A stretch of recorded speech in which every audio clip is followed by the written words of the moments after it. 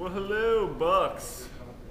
This is our fourth issue. My name is Kevin York, My name is Jen Golding. and here's your news. Well, first of all, on the front page, we have wrapping up construction.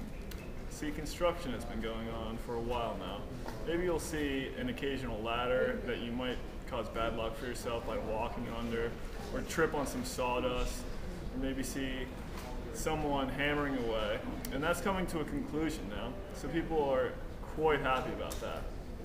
Secondly, the candidates clash for the first time and last time.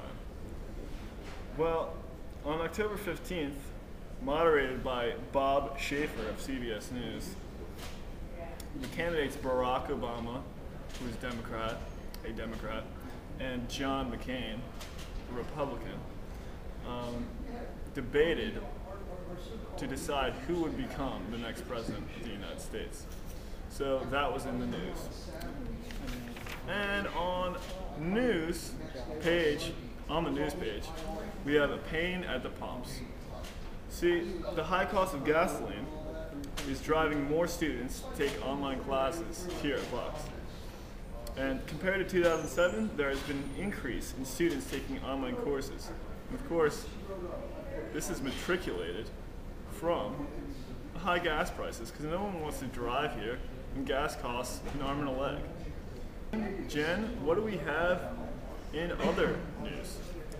Well, on page 3, we have a nice article about the Early Learning Center.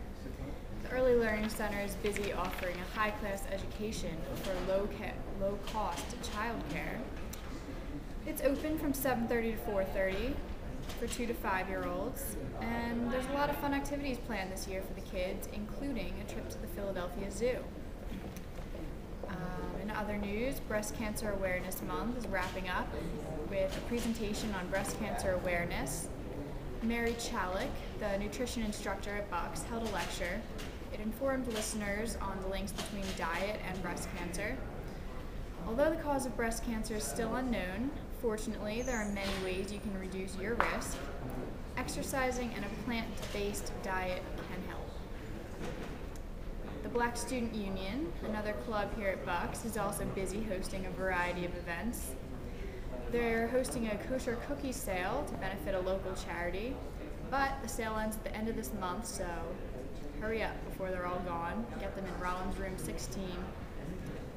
Anyone interested in joining the Black Student Union can stop by Rollins 16 or 22.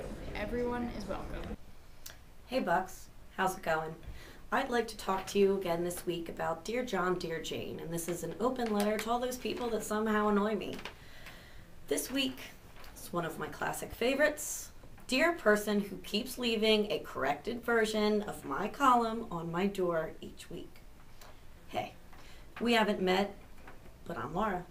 I really didn't want to draw attention to your antics, but despite my better judgment, here goes.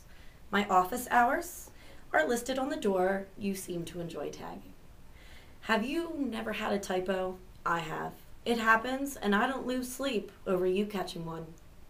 Maybe you are one of the unique individuals who are able to type perfectly, or you are the kind of person who can edit every story, lay out a minimum of 12 pages, and bang out a weekly column in 2 days. Oh, wait, that's right. You don't know jack about what I do because you don't do it. I'll give you this. Your love notes are rather annoying, so congratulations. I do appreciate that you with dedication read my column. I feel like Howard Stern in the sense that people read me because they hate me. I never thought that this was all that interesting, and I was aiming for funny entertaining, but whatever, I'll get over it. I would like to address some other issues in your corrections. Newspaper articles are not written according to Strunk and White, but instead follow AP style, which means Associated Press style. So when you cross out and scribble over most of the words and hyphens and other punctuation, you are wrong and I am right. I don't expect a layman to know this, but maybe you should take the time to do a little research before wasting my time. I do not have run-on sentences. How do I know this? Because Microsoft Word Spell Check and General Knowledge of Sentence Structure says so. That was a fragment. Long sentences and non-restrictive relative clauses do not run-ons make. I had an appropriate use of a fragment that I mentioned back there. It's to delineate a point. Fragments are not evil. Okay. And there is a big word again. Yes, I do use the word delineate, and more specifically to your case against me was diatribes. Just because you don't know what it means doesn't mean I can't use it. Then there is one of my favorite deletions. You cross off my sentence introductions like so and but along with my contractions as if I'm writing a senior thesis. Welcome to the op-ed page of a newspaper. This is the type of media I'm expressing my opinion in, and it is not subject to the style your comp professor tells you is proper. In other words, this is a newspaper column. Therefore, I can use a casual tone in my sentence structure. Now, if I were going to attach a bibliography to the end of this, I'd look like an idiot. And if I turned in a U.S. history paper like this, then I would also look like an idiot. But you look like an idiot correcting an op-ed piece by someone you don't know, like the wannabe English professor you are. Why don't you leave the passive aggressiveness in your personal life and take a moment to gander at the hours I'm in the newsroom? Come on in and have a chat with me about your superiority. You think you're a God's gift to punctuation, why don't you edit for me? You take the time out of your life to criticize me, you might as well put it to some actual use. We newspaper people have had a few chuckles at your expense over this, but I'm sure we can all put that aside. And then you can work for me. Then you can expand your knowledge of grammar, because right now I consider it limited and not enlightening. You are not alerting me to something I don't already know. And instead of trying to irritate me because, oh my God, someone doesn't like my opinion of non-voters, take it for what it is. My opinion of the specific target audience, philosophy, or what have you. I am not aiming at 100% agreement. I'll expect you to leave your corrections on my desk in person. Thank you.